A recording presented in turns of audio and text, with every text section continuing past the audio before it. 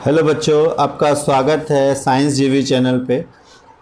तो बच्चों, आज हम चैप्टर लाइट रिफ्लेक्शन और रिफ्लेक्शन का पार्ट 2 है ये, जिसमें हम पार्ट 1 में हमने रिफ्लेक्शन के बारे में पढ़ा था और अब हम पढ़ेंगे रिफ्रैक्शन के बारे में। तो चलो शुरू करते हैं। तो रिफ्रैक्शन ऑफ लाइट, तो जैसा कि हमने पहले भी पढ़ा था कि refraction of light is a bending of lights when it travel from one medium to another. अब जैसे मान लो अगर एक ग्लास में हमने ये पेंसिल रखा है, एम्प्टी ग्लास है, तो अगर आप देखो तो आपको बिल्कुल सीधी दिखाई देगी।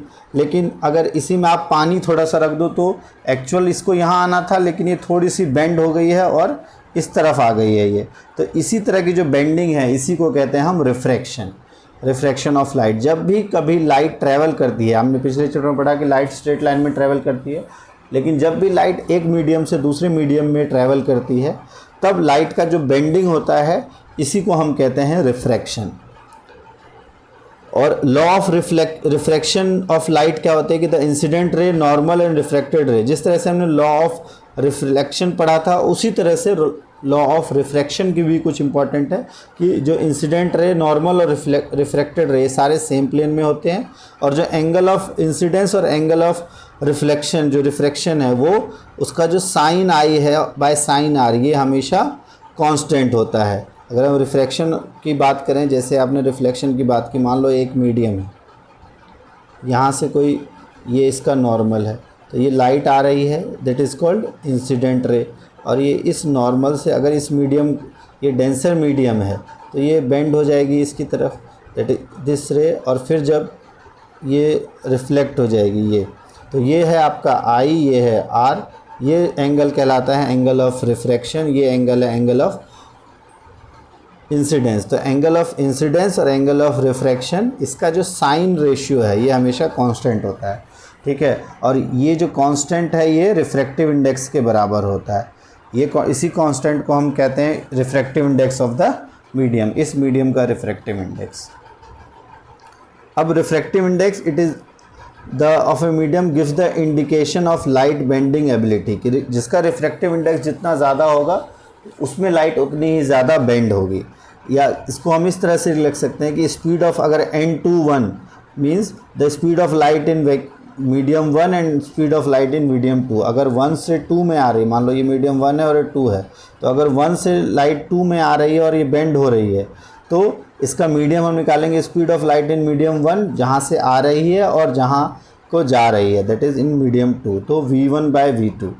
और अगर हमें 1/2 निकालना है, इसका मतलब है कि लाइट 2 से जा रही है, 2 से आ रही है और 1 में जा रही है, तो दैट इज़ ये 1 है, ये 2 है। तो यहाँ पे आपका जब 2 से लाइट यहाँ से इंसिडेंट हो रही है और रिफ्रैक्ट बैक हो रही है 1 में, तो यहाँ पे हम निकालते हैं speed of light in medium 2 और speed of light in medium 1। Means कि पहले लाइट जहाँ से आ रही है वो हम ऊपर लिखते हैं, और जिस मीडियम में रिफ्रैक्ट बैक होके जा रहे हैं उसको हम नीचे लिखते हैं। और नॉर्मली किसी मीडियम का निकालना हो एयर के कंपैरिजन में, तो जब भी लाइट एयर में है तो उसको हम कहते हैं लाइट की वेलोसिटी c और अपॉन में velocity of light in medium, और रिफ्रैक्टिव इंडेक्स इसी तरीके से निकाला जाता है। n/1 का मतलब है refractive index of medium 2 with respect to 1, हमेशा विद रिस्पेक्ट टू हम निकालते हैं refractive index.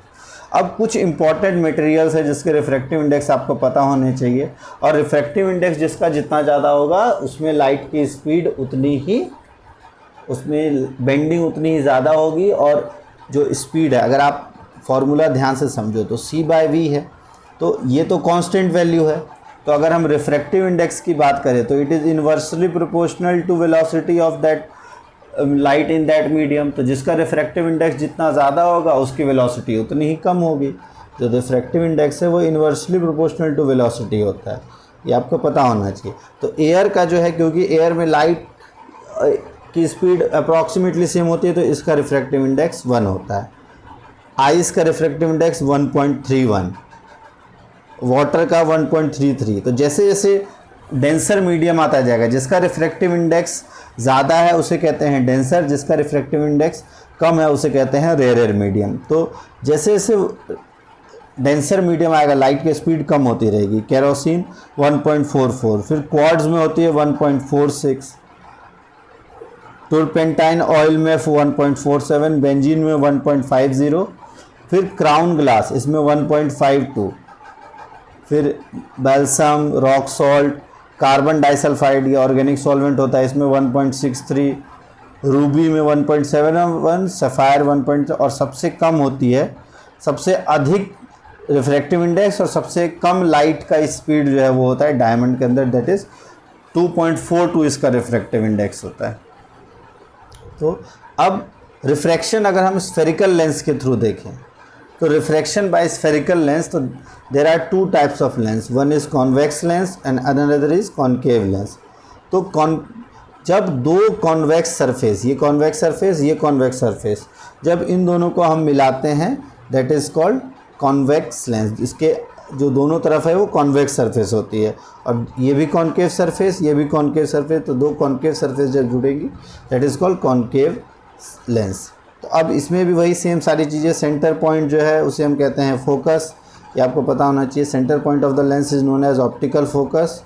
Line passing through optical centre, इसे ऑप्टिकल सेंटर, ये ऑप्टिकल सेंटर, ये ऑप्टिकल फोकस नहीं, ऑप्टिकल सेंटर होगा, ये फोकस नहीं होगा। और line passing through optical centre is principal axis, ये है प्रिंसिपल एक्सिस। और फोकस होता है जिस पे सारी रे कन्वर्ज होती हैं, इसमें कन्वर्ज होती हैं, और कॉन्केव लेंस में कन्वर्ज होती हुई हमको लगती हैं लेकिन एक्चुअल में कन्वर्ज नहीं होती। ठीक है, अब रे डायग्राम ड्रॉ करने के लिए जिस तरह से हमने रिफ्लेक्शन ऑफ लाइट में किया था उसी तरह से रिफ्लेक्शन ऑफ लाइट में भी करेंगे। तो रे ऑफ लाइट पैरेलल होती है प्रिंसिपल एक्सिस के जब भी वो फोकस से जाती है। दूसरा, जब भी फोकस, अगर कोई पैरेलल है प्रिंसिपल एक्सिस से तो फोकस से जाएगी, अगर फोकस से जा रही है तो प्रिंसिपल एक्सिस के पैरेलल हो जाएगी। ऑप्टिकल सेंटर से जा रही है तो सेम लाइन में चली जाएगी। वही सेम तीन लॉ, अगर पैरेलल है तो फोकस से चली जाती है, अगर फोकस से जा रही है तो पैरेलल हो जाएगी, और अगर ऑप्टिकल सेंटर से जा रही है तो सेम पाथ में चली जाएगी। ये तीन रूल के अकॉर्डिंग हम इसमें बना सकते हैं।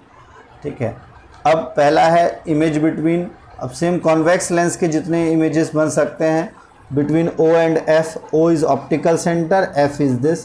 तो जब O और F के बीच बनाएंगे तब इसका इमेज जो है वो इस तरफ बनेगा, वर्चुअल और इरेक्ट, और behind the object on the left side. यहाँ ऑब्जेक्ट है तो ऑब्जेक्ट के बिहाइंड, यहाँ तो हम मिरर है नहीं जो बिहाइंड द मिरर इस्तेमाल करेंगे, तो बिहाइंड द ऑब्जेक्ट हम इसमें इस्तेमाल करते हैं। तो behind the object and magnified. अब F और 2F के बीच में तो ये होता है F और ये 2F, F का डबल जो हम रेडियस ऑफ कर्वेचर जिसे कहते हैं, centre of curvature C, that point in lens is called 2F। तो जब F और 2F के बीच में हम इमेज बनाते हैं तो अब इमेज हमारा यहाँ बना है बियॉन्ड द 2F डैश, इसके हम 2F1 और 2F2 भी इसे कह सकते हैं, बट 2F डैश अगर कहो तो beyond 2F and real and inverted and magnified, beyond 2F dash, real, inverted, magnified.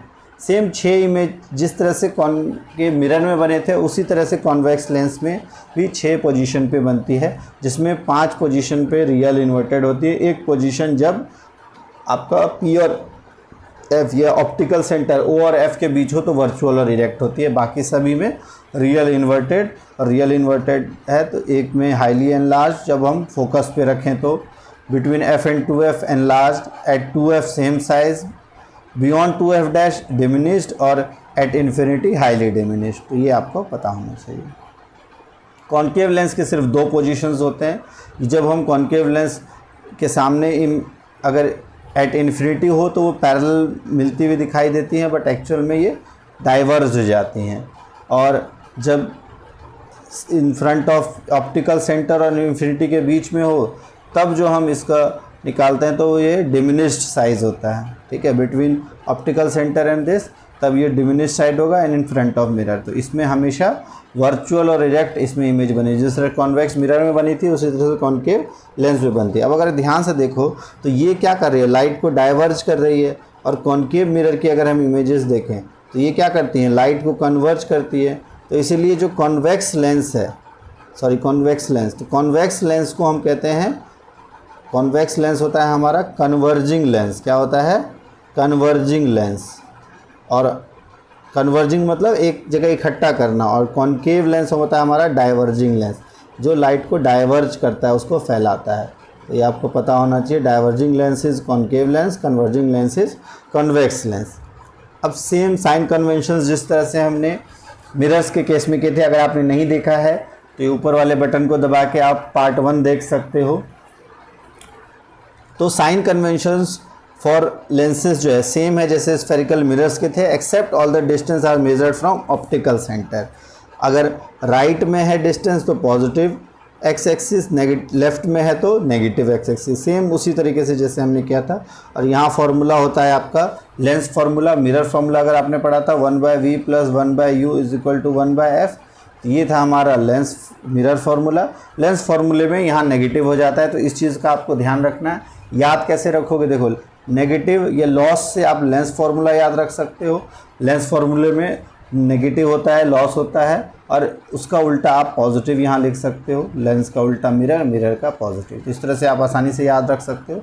Magnification की अगर हम बात करें, height of image upon height of object, और अगर आप हमने वहाँ बात की थी वहाँ -v/u था मिरर के केस में, और इस केस में हो जाता है लेंस के केस में सिर्फ v/u। ये चीज़ आपको बस ध्यान रखनी है, जहाँ u जो है ऑब्जेक्ट डिस्टेंस, v हमारा इमेज डिस्टेंस।